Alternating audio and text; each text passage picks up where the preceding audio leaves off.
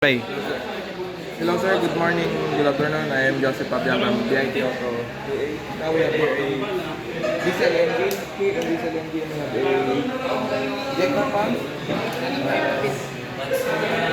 injector pipe, common rail, and turbo.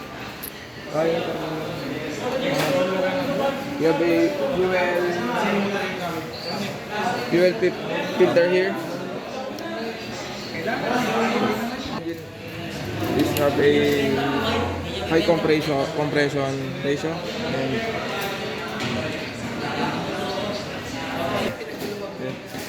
and diesel engines have no ignition coil and spark plug. Diesel engine have a injector pump, injector pipe, and injectors. And that's all. Thank you.